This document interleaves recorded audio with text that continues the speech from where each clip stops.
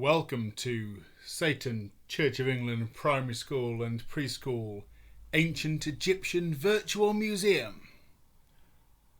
Travel back in time over 5,000 years and discover the ancient Egyptians.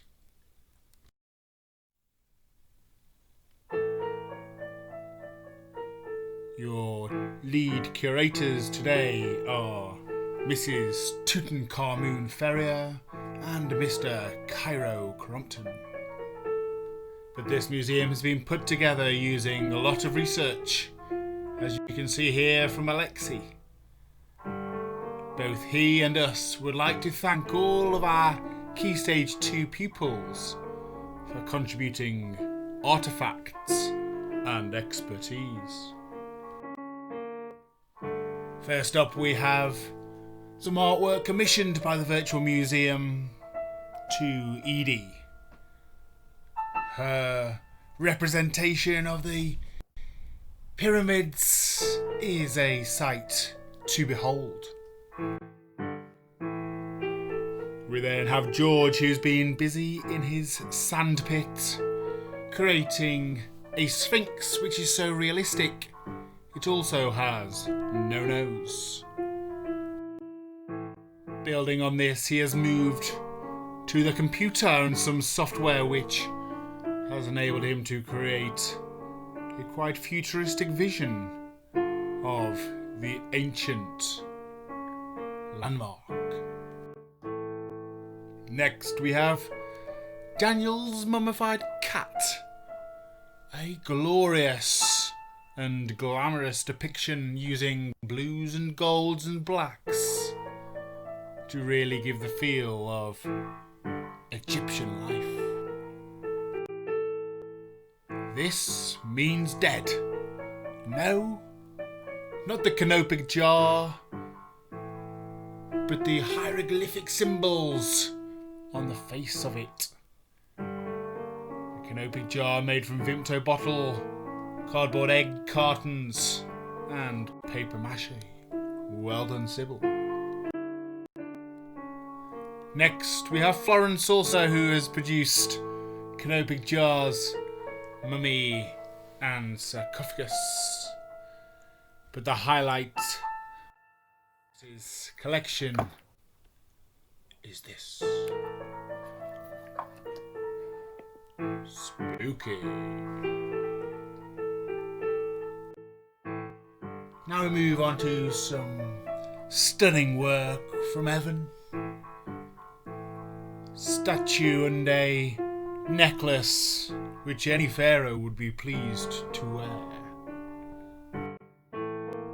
Continuing the theme, this collar of Tutankhamun was designed and displayed by Mia. A piece of work which is detailed and accurate. The person behind the mask on the left is our very own Sid, a man who has been very busy studying the mask of Tutankhamun with a photograph, an illustration, and a piece de la resistance, the mask. Next, a recreation of the pyramids by Harriet.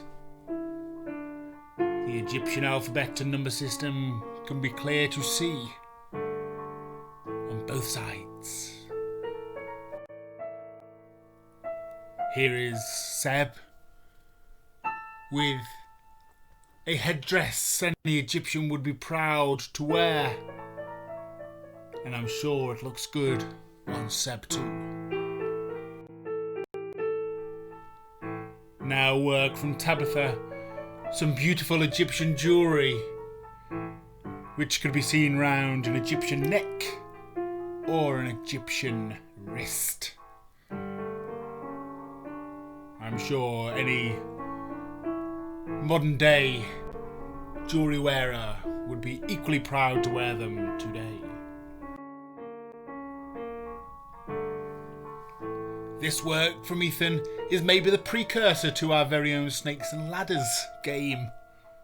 His Egyptian snake board game, with its very own jewels, is something to cherish.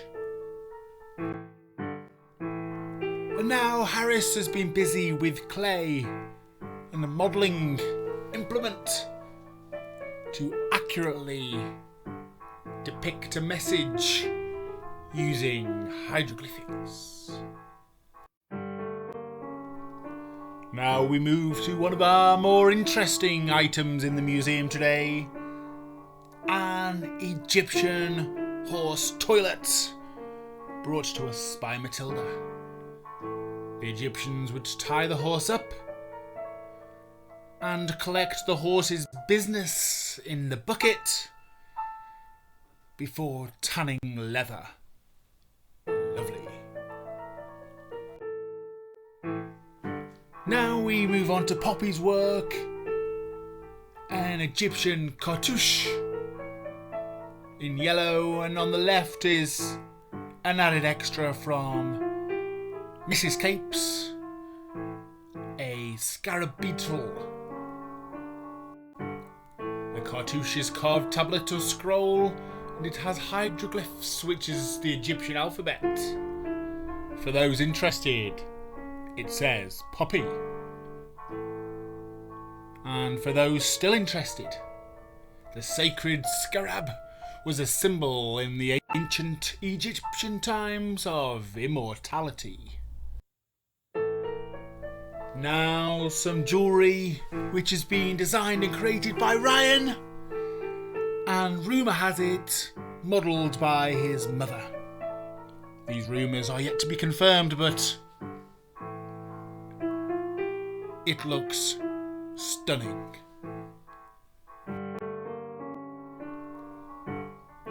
The mummified person you can see here is Paige, making use of her lockdown loo roll and modelling in her kitchen. The crown on the top is the icing on the cake.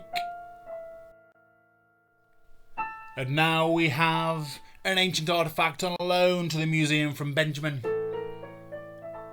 The Mask of Tutankhamun, which is so authentic. The Egyptian authorities have put out a warrant for the arrest of Benjamin to check it's not the real thing. Now we move on to one of our saddest items in the museum. This is the much talked about mummified cat by George, a bandaged animal of misery. Stare into its eyes and you will see the mummified cat is not happy. Now Matilda models a golden jar with symbols and signs illustrated across it. Look out for the eye, it's watching you.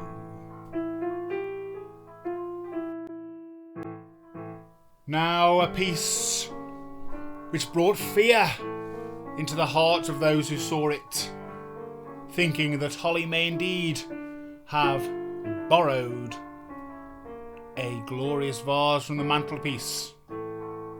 Fortunately, fears were allayed when we have been informed that it in fact is an upcycled old vase which Holly has painted. Thank goodness. And now onto some work by Noah. The pot was an existing pot which has been painted, but the bracelet has been made by modelling clay before being left to dry and decorated. Some stunning work, Noah, which I'm sure has been modelled around the house. Here we have a collection of work by Bo, detailed and accurate.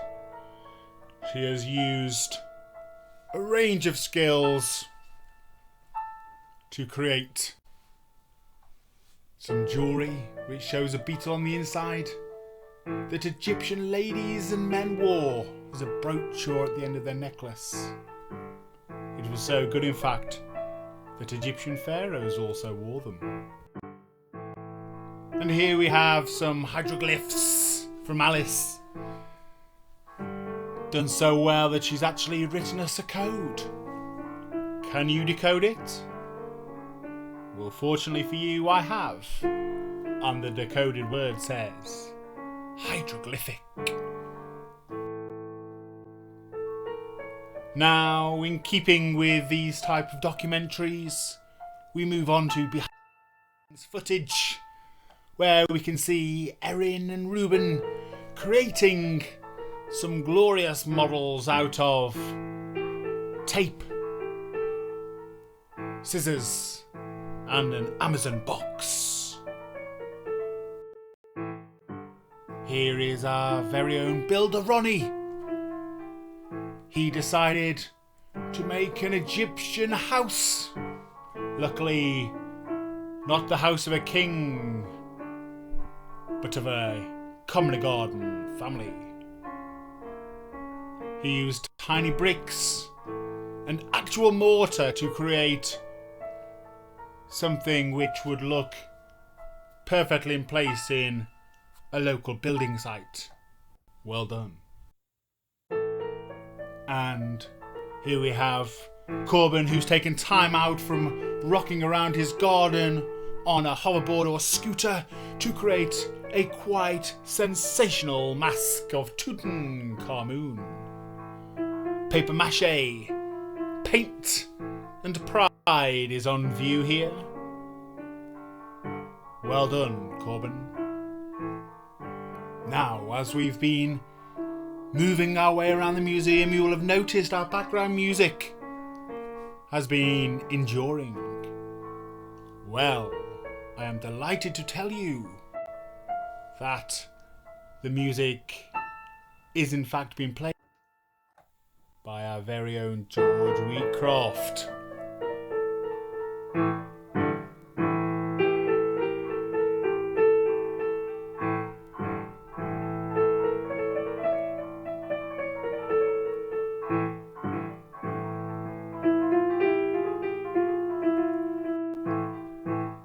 Superb playing, George, and thanks very much for agreeing to do this free of charge.